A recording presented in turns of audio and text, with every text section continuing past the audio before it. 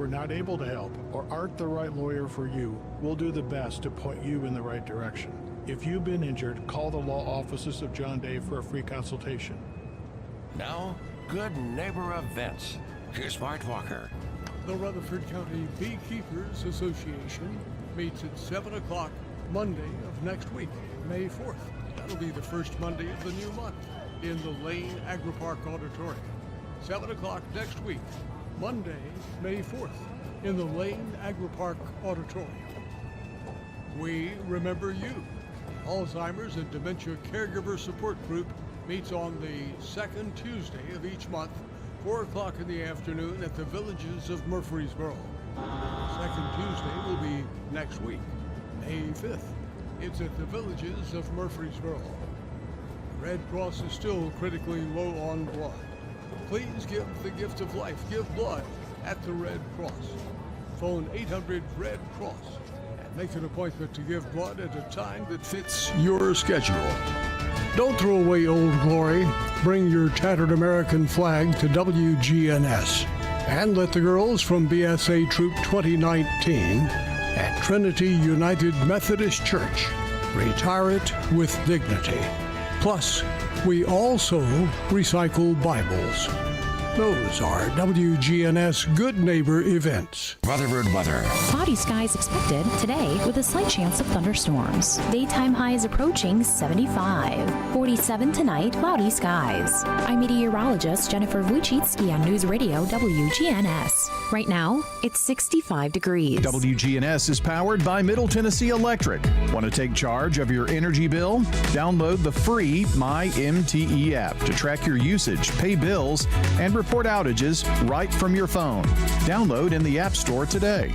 This is the Roundtable from News Radio WGNS on FM 101.9 and AM 1450 Murfreesboro, FM 100.5 Smyrna. Listen and watch at wgnsradio.com.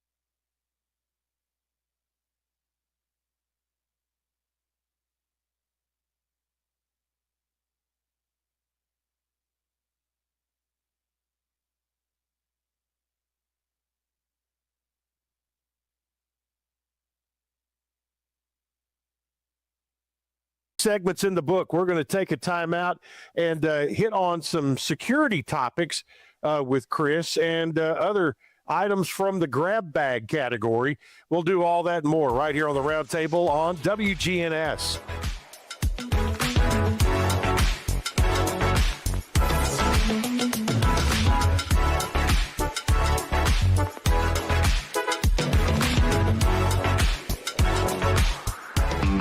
T-Mobile has an exclusive bundle for customers 55 and up. I'm Sarah Bowl. Yeah, I'm Frank Bowl. A reliable network is key for us. And with T-Mobile, it's been wonderful. And going to the 55 plus plan saved us so much money. A lot. And that's important. Trying to keep costs down. The home internet's been perfect. It's fast, it's quick. The setup was so easy, it took less than 15 minutes. It was like, If you want simplicity, coverage, reliability, you want the whole package, T-Mobile has it. Right now, T-Mobile customers 55 and up can get 2 phone lines on America's best network, plus America's fastest 5G home internet for just $30 each. $30 per month each line with autopay plus taxes and fees. Minimum age 55. Pricing for home internet rely on 2 lines of essentials. Choice 55. $35 connection charge per line required. Best mobile network and fastest 5G home internet based on analysis by Ookla of Speed Test Intelligence data 2H 2025. All rights reserved. Rise and shine. It's early voting time. I'm Melissa Harrell. As your circuit court clerk, I'm focused on one thing, making our legal system work better for you. I've modernized technology, protected your records, and ensured your tax dollars are used wisely. But to keep the progress going, I need your help. Early voting now through April 30th, Election Day, May the 5th. I'm Melissa Harrell, and I'm asking for your vote. Paid for by friends to elect Melissa Harrell, Doug Bodery, Treasurer. Before the Love of Mom Market arrives May 2nd at Murfreesboro's Lane Agri Park. From 9:30 to 3, shoppers can explore dozens of local artisans featuring handcrafted jewelry, pottery, and gourmet treats. It's the premier destination to find a unique local gift for mom. When it comes to your child's health, you want care that's close, convenient, and centered around the needs of your family. At MMC Pediatrics, we're more than just doctors. We're partners in your parenting journey. Here for every growth spurt, for every boo-boo, every fever, and every flu. Our team approach means that your child always sees someone that knows them. We are MMC Pediatrics. We are right beside you every step of the way. SRM Concrete is the largest ready-mix producer in the country, yet is still family-owned and operated. Locally grown, nationally known, SRM delivers unmatched quality and service. You called, we haul. We're SRM Concrete. Hey, this is Trevor from Bell Jewelers, inviting you to come shop with us. And if you haven't noticed, gold and silver has gone through the roof this year. To save you money, bring in your gold and silver from home so we can use that to make your special piece. Or we can trade it in. Trust, it's very important in this business. Bell Jewelers has been the store that people trust since 1879. Come see us at Bell Jewelers. Bell Jewelers, 821 Northwest Broad Street, across from Toots. This is the Roundtable from News Radio WGNS on FM 101.9 and AM 1450 Murfreesboro, FM 100.5 Smyrna. Listen and watch at wgnsradio.com.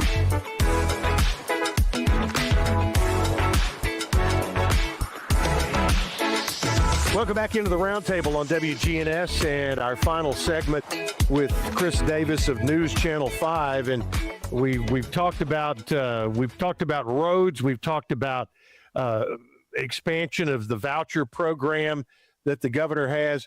Public safety is another that every governor has high on their list, and the first part of this I want to talk about is the new deadly force for property bill that allows Tennesseans to use lethal force to protect property under very specific conditions. So this is one that went down party lines.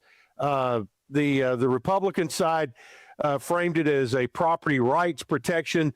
Democrats said this is a license to kill.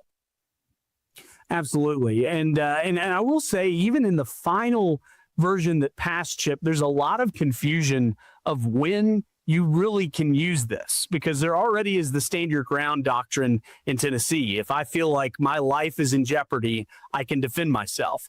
This was billed as a bid to then extend some of those rights to be able to protect your property, but there are lots of conditions to it. You have to feel like this is your only way to potentially stop a serious property crime.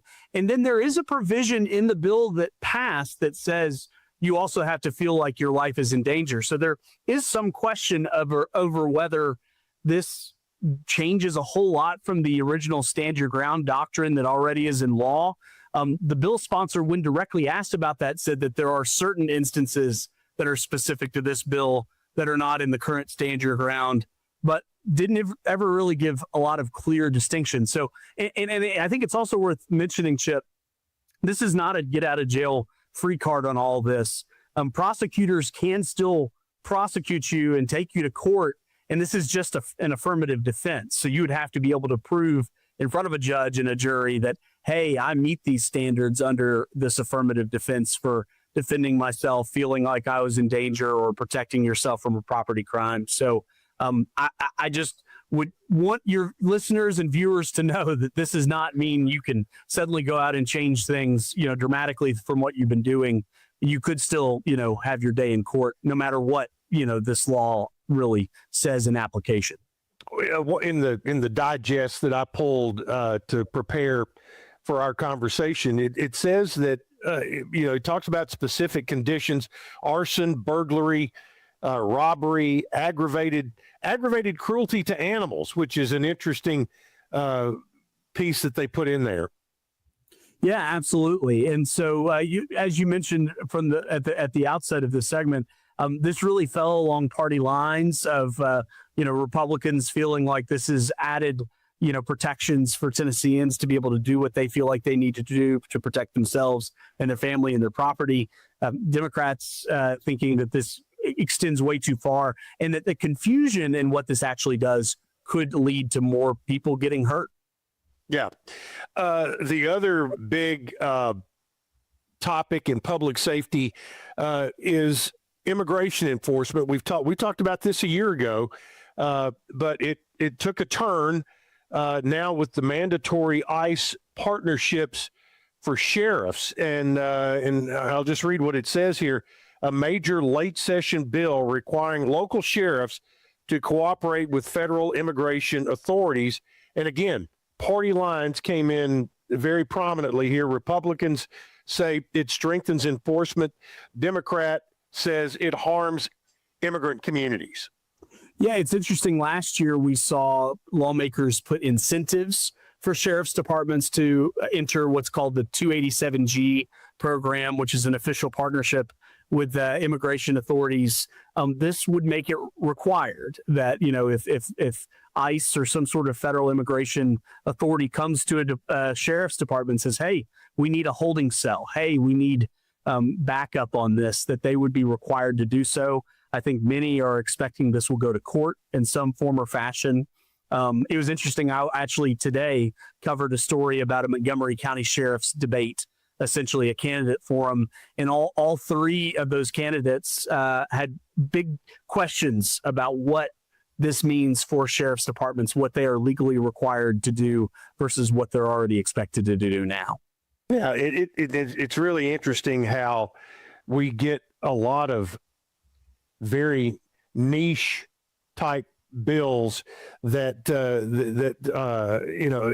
and it seems like that's come more and more as the polarization of the political parties have been done. But what other topics do you think need a little more sunlight to them that happened? And maybe there were some things that the legislature did that everybody can applaud.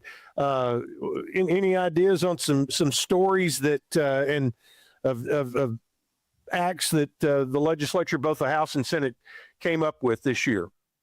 There are several. Every session, there are plenty of bills that both parties end up. It just makes sense to do. I am unfortunately not thinking of a ton of them right now, because I think just the dramatic ones, just stand out. Especially just in the days and times that we live in.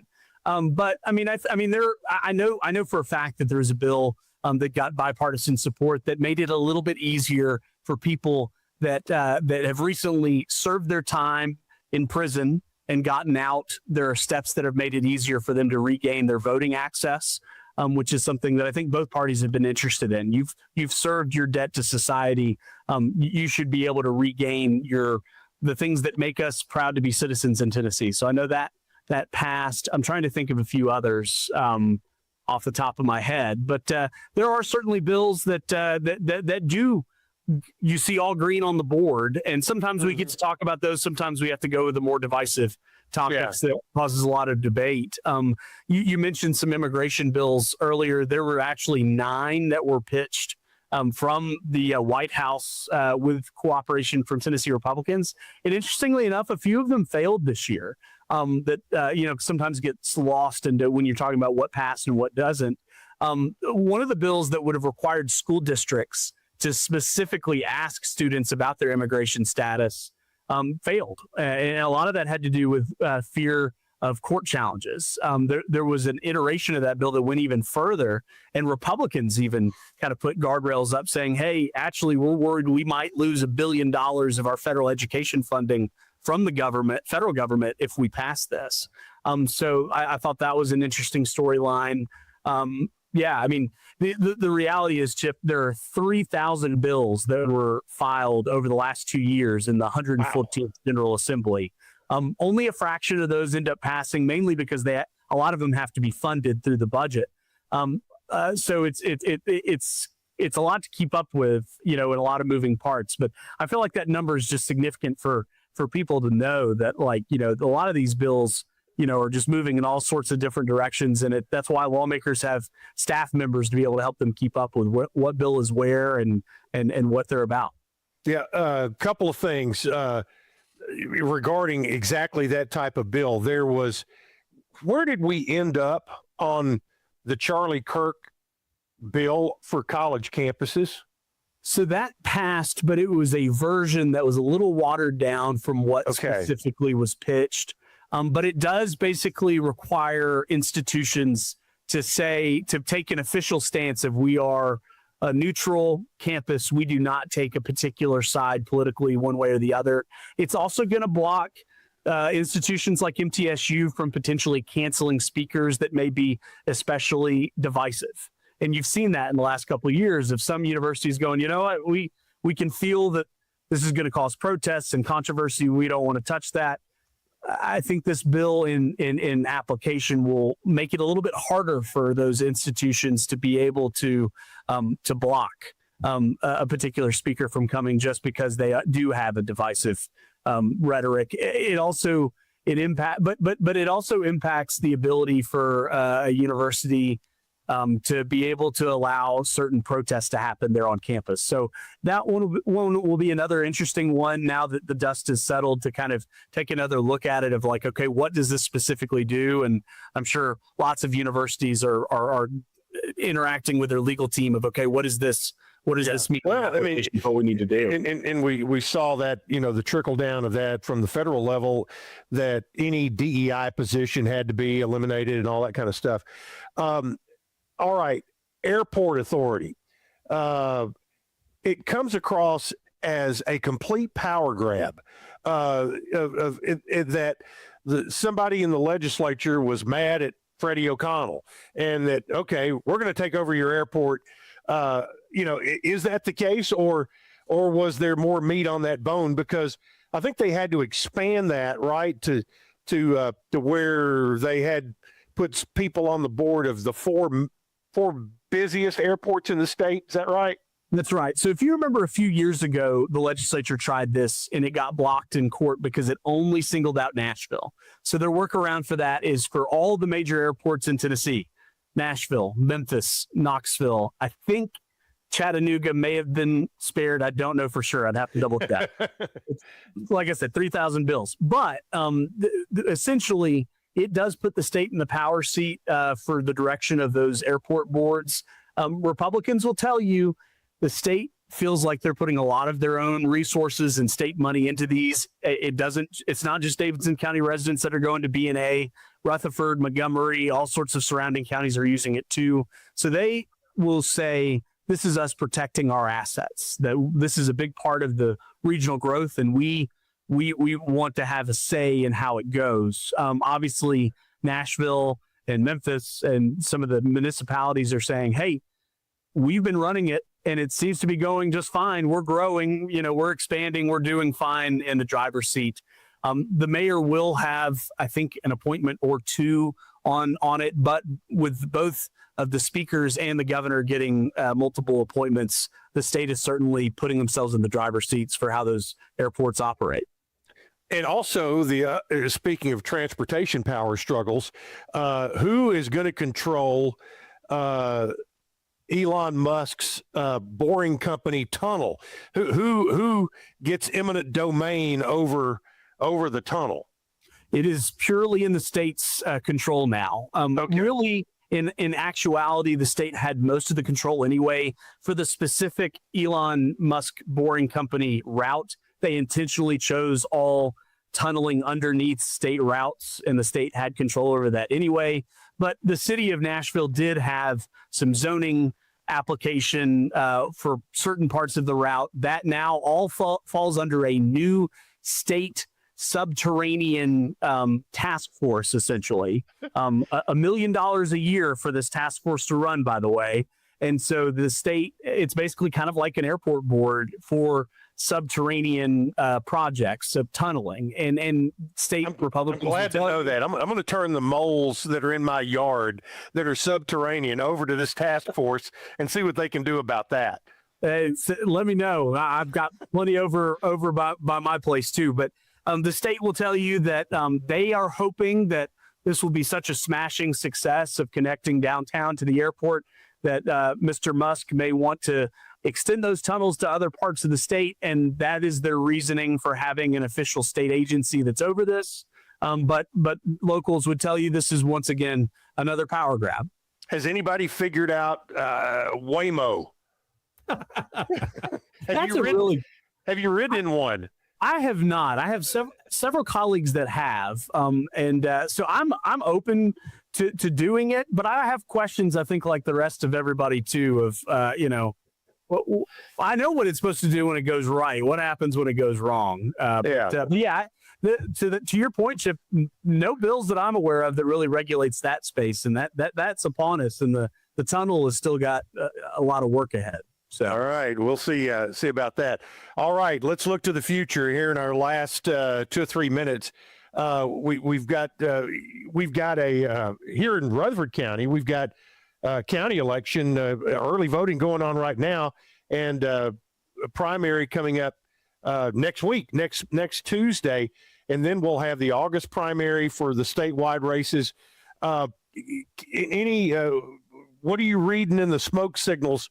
Other than we know Marsha Blackburn is going to run for governor. John Rose still in there. He is still in the race. He is still in the race for sure. But has definitely, Marsha Blackburn has tremendous name recognition. So he's got a lot of ground to make up. I think from a legislator standpoint, you're seeing a change of the guard this year. Lieutenant Governor Randy McNally retiring after 48 years. Jeremy Faison, who's the 16 years in the legislature that's been the House Republican Caucus chairman, retiring. Governor Bill Lee, obviously, term limited. So the legislature and lots of retirements on both sides of the aisle. So the legislature is going to have kind of a new class with a lot of new members next year. And we'll see what that does for the power dynamics and who kind of steps into some of those leadership positions. It's what's the over and under that Cameron Sexton runs for some sort of statewide office in the next 4 years?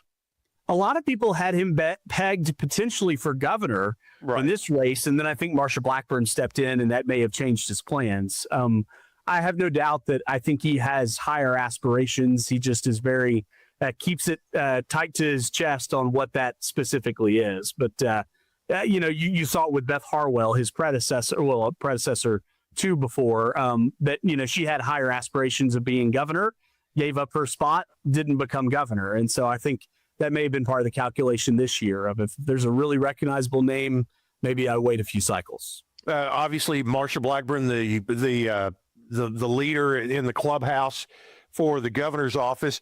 What about filling her spot? You're already seeing some lawmakers openly say, hey, I wouldn't mind being in the Senate. I think the most demonstrative version of that is Tim Burchett over in East Tennessee has outright said, I think this past week on... There's an interesting cat right there. Hey, he's got a lot of very distinctive videos. If you haven't followed him on Twitter, whether he's milking goats or whatever he happens to be doing. Yeah, he has openly said. I think Knox County Mayor, the pro wrestler Glenn Jacobs may even be in that conversation. He was originally planning on running for governor, and most political reporters would tell you, and then suddenly jumped onto endorsing Marsha Blackburn in that race. So that may be angling for, hey, sure would love to replace you. It'll be interesting to see who replaces temporarily her replacement. Will it be Bill Lee before he leaves office? If Marsha Blackburn happens to win, would she replace her, appoint her own replacement? I think there's a lot of constitutional questions on who would actually get to do that too. All right, man. It's always fun to talk and get right down to it. Any trips coming up where you can kind of rewind yourself a little? Every year I kick myself for not just taking the week off after the session. But I was explaining to somebody today, I didn't know exactly when session would end. So that's sometimes